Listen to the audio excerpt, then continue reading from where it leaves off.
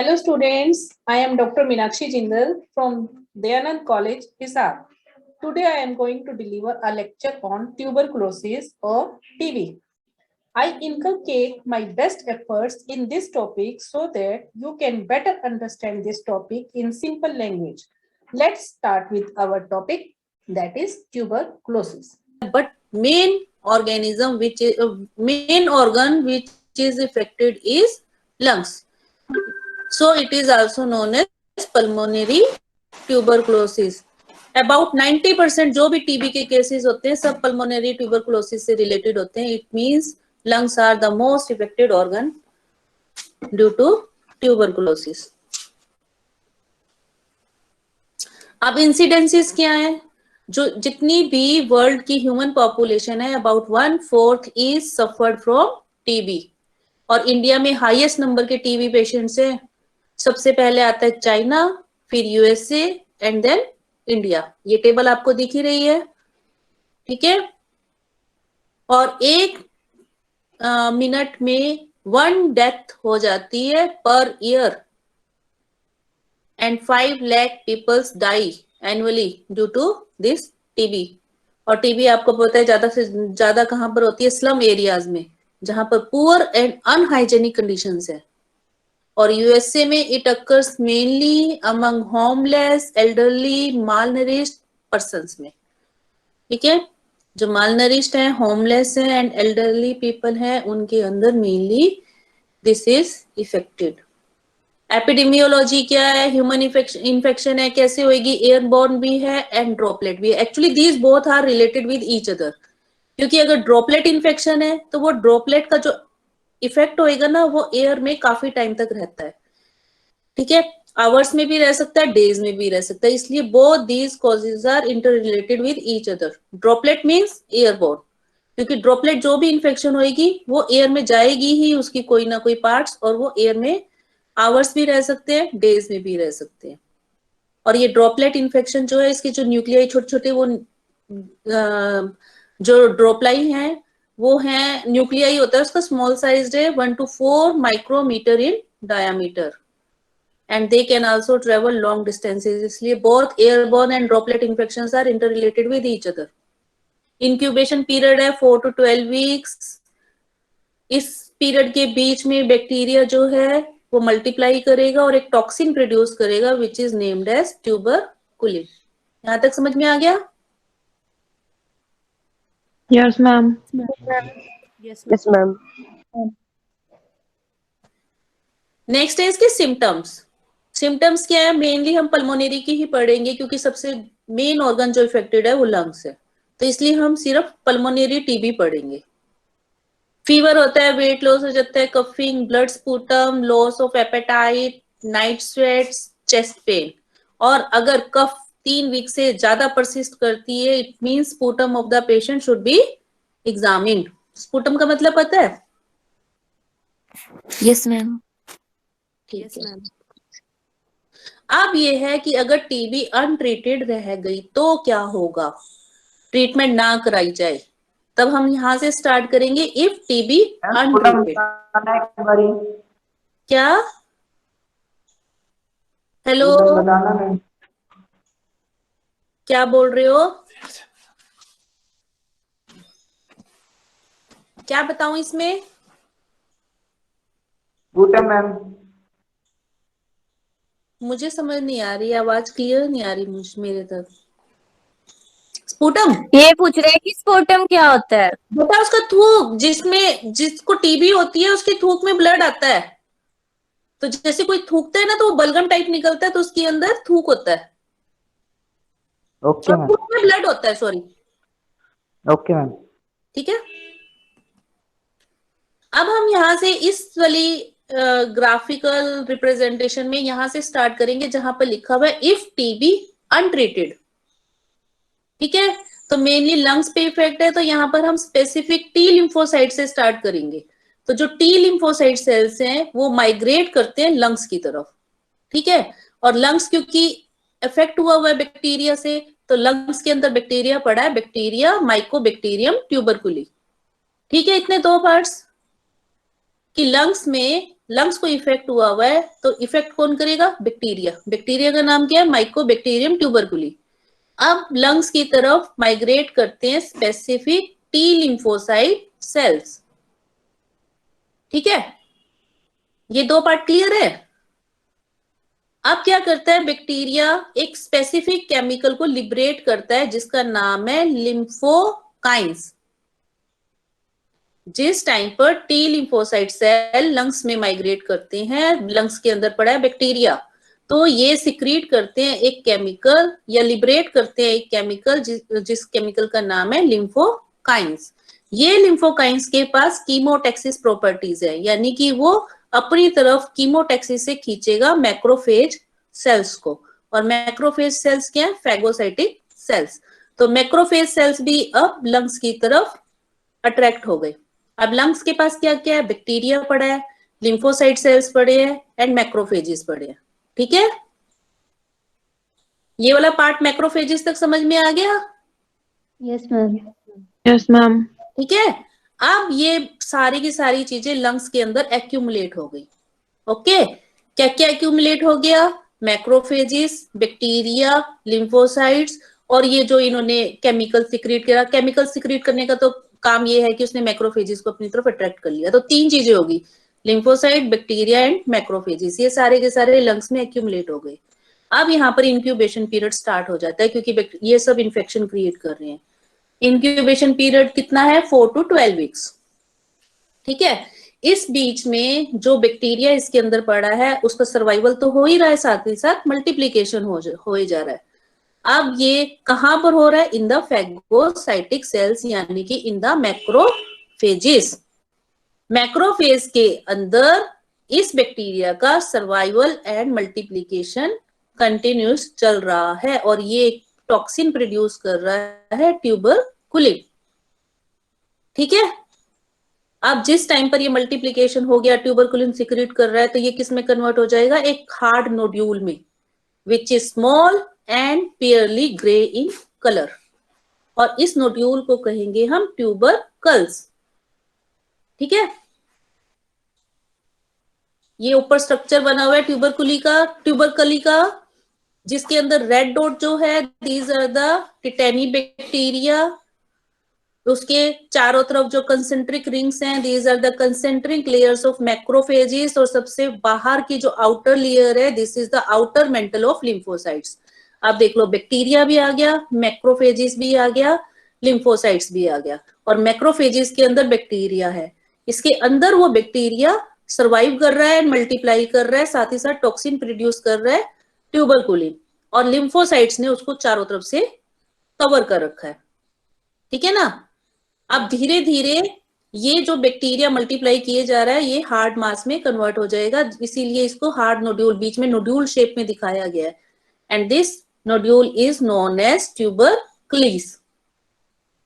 अब in about 10% untreated cases, यहाँ पर अगर ट्रीट कर दिया तो ये यहीं पर मतलब खत्म होना शुरू हो जाएगा, या उसके अंदर इंप्रूवमेंट्स आनी स्टार्ट हो जाएंगी और पेशेंट में इंप्रूवमेंट आएंगी। लेकिन अगर ट्रीट नहीं कराया गया, जो कि 10% केसेस हैं, तो ये ट्यूबरक्लीस एनलार्ज कर जाएगा। जैसे ही एनलार्ज किया, इनके अंदर फ्यूजन स्टार्ट हो जाएगा, कैल्सीफाई हो जाएगा, और ये बना देंगे घोन कॉम्प्लेक्सेस। ये क्या कॉम्प्लेक्सेस हैं? These are the areas of dead tissues which are detected only by the X-ray of the chest. ठीक है, यहां तक समझ में आ गया ट्यूबरकुलीस? मैम इसका जैसे पहले इलाज करवाया, लेकिन बाद में करवा सकते हैं? बाद में करवा तो सकते हो, बट वही बात है कि टाइम पीरियड काफी लॉन्ग हो जाता है। मतलब इम्प्रूवमेंट तो होती है, लेकिन जो इम्प्रूवमेंट पहले 2 या 3 महीने में हो जानी चाहिए थी, उसको 1 ईयर भी लग सकता है। Okay ma'am. क्योंकि अब हमारी बॉडी में, अब आप देखोगे जो इन्फेक्टेड एरियाज हैं वो इरोड होने स्टार्ट हो गई, खत्म होने, डैमेज होने स्टार्ट हो गई। कौन कौन से? क्योंकि लंग्स में है तो वॉल ऑफ द ब्रोंकस, साथ ही लंग्स की ब्लड वेसल्स, ये सब इरोड होनी स्टार्ट हो जाएंगी। तो इसलिए इंप्रूवमेंट तो होती है, प्रॉपर इंप्रूवमेंट नहीं हो पाती। 100% नहीं कहेंगे हम कि 100% इंप्रूवमेंट हो जाएगी, बट 80% तक हो सकती है, लेकिन उसका टाइम पीरियड इंक्रीज हो जाएगा। विद इन 1 ईयर 2 ईयर तक का जा सकता है वो इम्प्रूवमेंट में। जिस इम्प्रूवमेंट को 2 या 3 महीने लगने थे उसको 2 ईयर भी लग सकते हैं। Okay ma'am. ठीक है। अब क्या है, इरोड हो गई कौन कौन सी, wall of bronchus, blood vessels of the lungs, तो क्या होएगा, स्पूटम के अंदर एसिड फास्ट बेसिली अपीयर होना स्टार्ट हो जाएगा in the form of blood stain. तभी थूक में ब्लड आना स्टार्ट हो जाएगा। तो कफिंग के थ्रू बलगम ही निकलेगी, तो उस बलगम में थूक वो ब्लड आ जाएगा, which is acid fast bacilli. Acid fast bacilli क्या है, बैक्टीरिया अपना वो सिम्टम्स दिखा रहा है, वो टॉक्सिन निकल रहे हैं।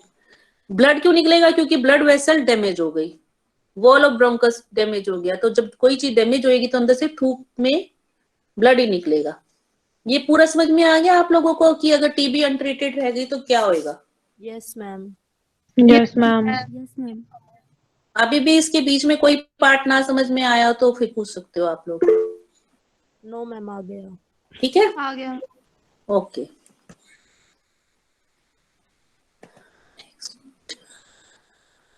हाँ, नेक्स्ट क्यों नहीं जा रहा?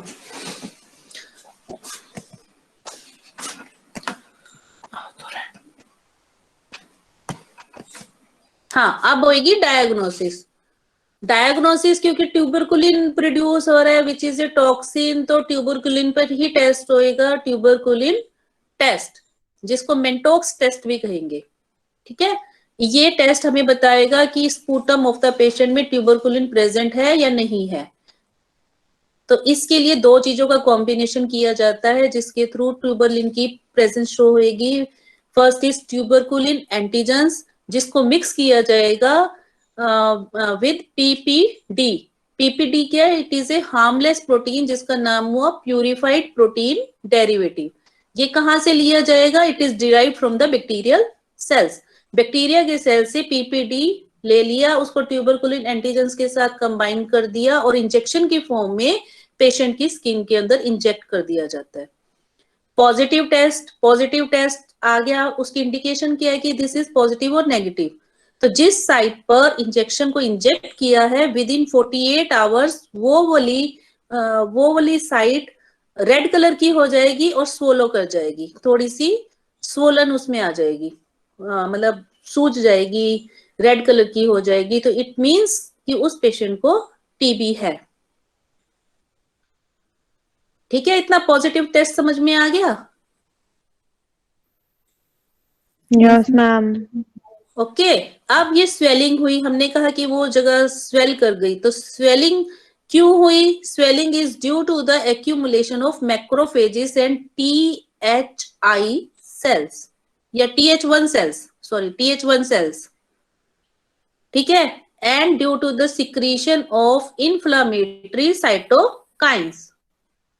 दिस टाइप की जो स्वेलिंग हो गई, रेड कलर बन गया, this is known as delay type hyper sensitivity. ठीक है,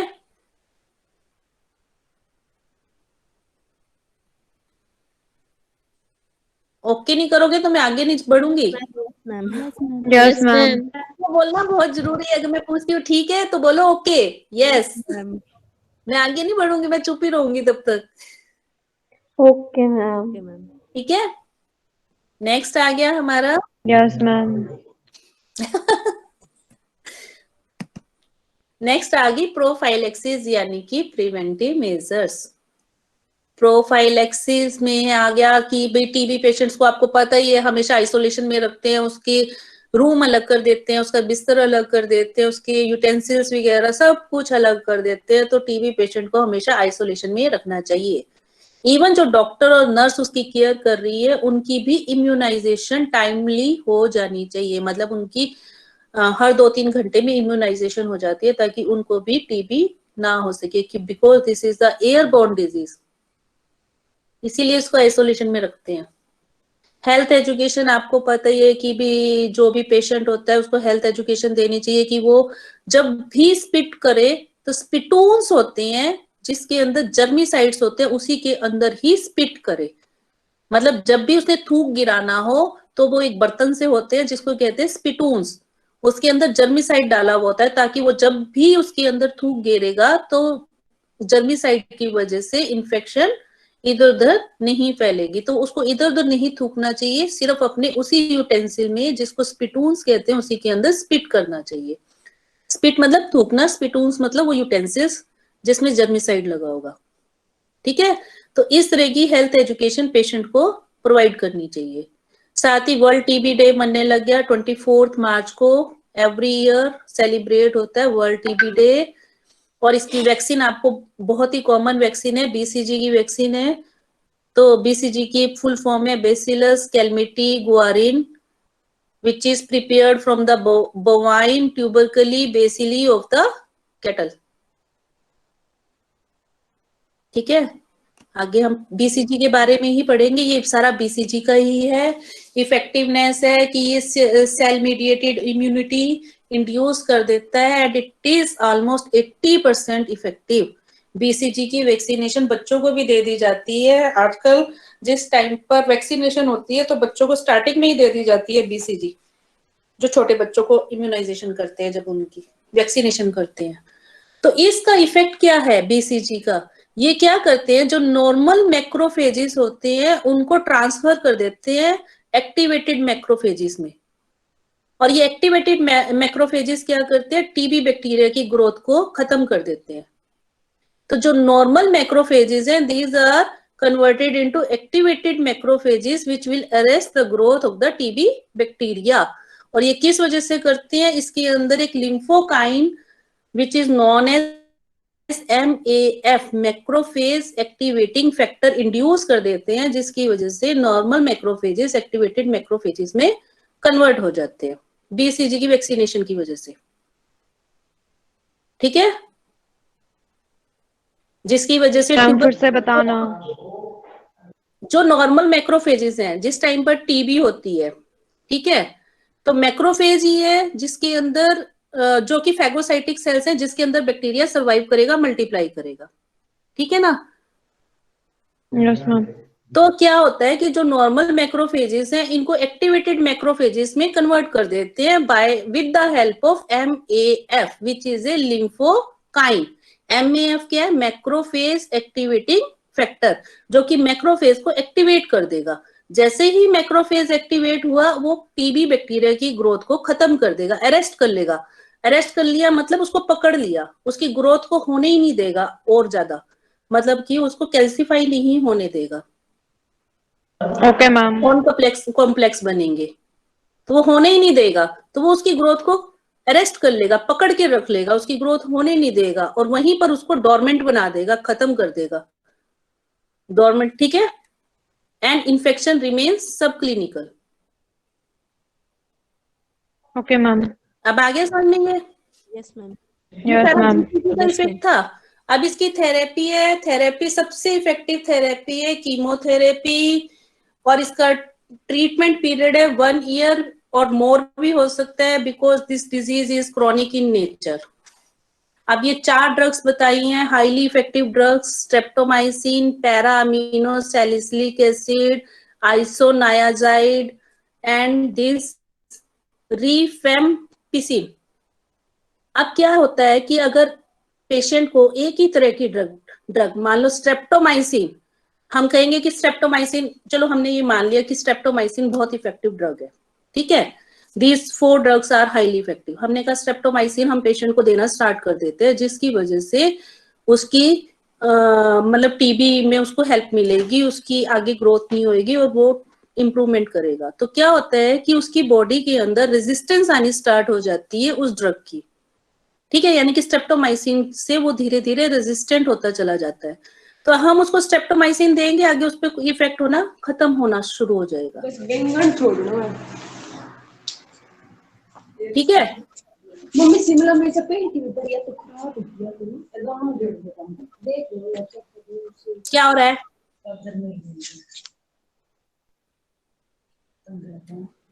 ये समझ में आया कि स्ट्रेप्टोमाइसिन से वो रेजिस्टेंस आनी उसके अंदर स्टार्ट हो जाएगी। Yes ma'am. तो उसको मिनिमाइज करने के लिए एक मिनट, मुझे भी डिस्टरबेंस क्रिएट कर, हलचल होनी स्टार्ट हो जाती है बीच में। इरा ऑनलाइन में जाओ। तो क्या होता है कि इस तरह की रेजिस्टेंस को अवॉइड करने के लिए मल्टी ड्रग थेरेपी यूज की जाती है, जिसके अंदर पेशेंट को एक ही ड्रग की बजाय भाई दो, जैसे कि 15 दिन एक तरह की दे दी, 15 दिन एक तरह की दे दी, 15 दिन तीसरी तरह की दे दी, या in the combination of 2 drugs, इस तरह भी दिया जा सकता है।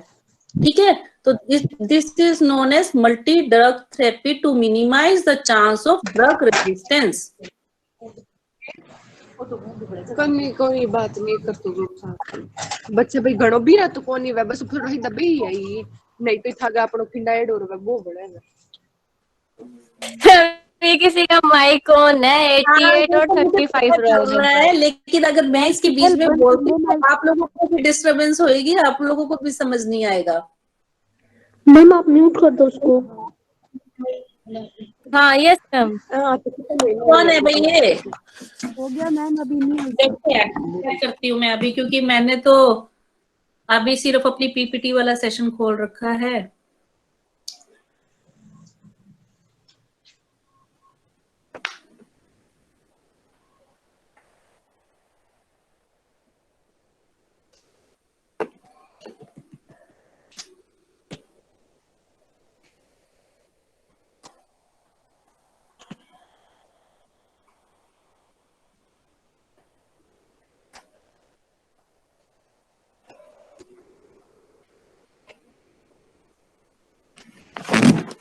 चलो वो चुप ही हो गए, अभी तो मैं तो देख ही रही थी किसका माइक ऑन है।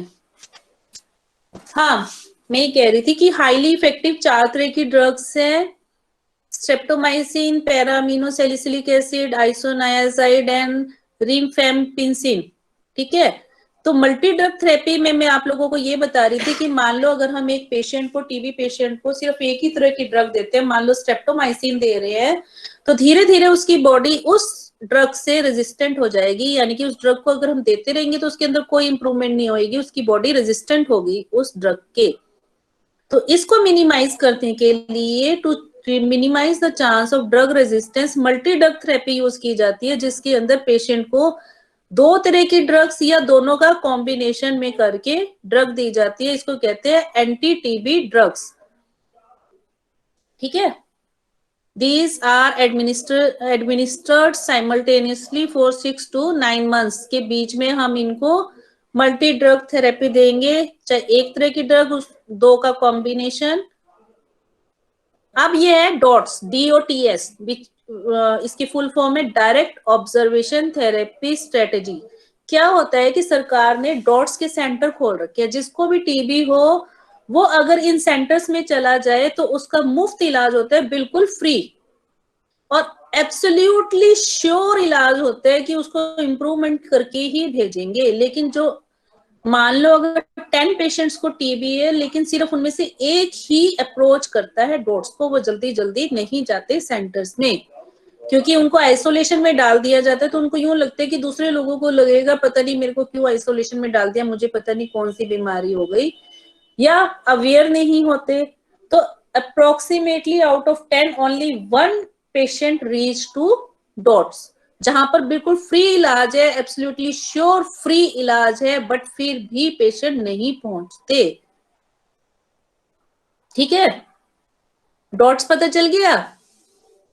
Yes, अब ma'am. आते हैं TB control program, which is started in 1962 and revised on 26 March 1997. इसका एम क्या है? इस डिजीज को कंट्रोल करना, to increase the effectivity of control on the disease. ठीक है, तो तुम्हें छोटा छोटा मोटा मोटा पता होना चाहिए डॉट्स क्या होता है। जब आपके पास ट्यूबरकुलोसिस पर लिखना आ जाए तो आपको ये सब छोटे छोटे 1-1, 2-2 लाइनों में सब कुछ देना होता है। ये जो एम है वो इस नेशनल टीबी कंट्रोल प्रोग्राम का एम है कि किस एम को लेकर स्टार्ट हुआ।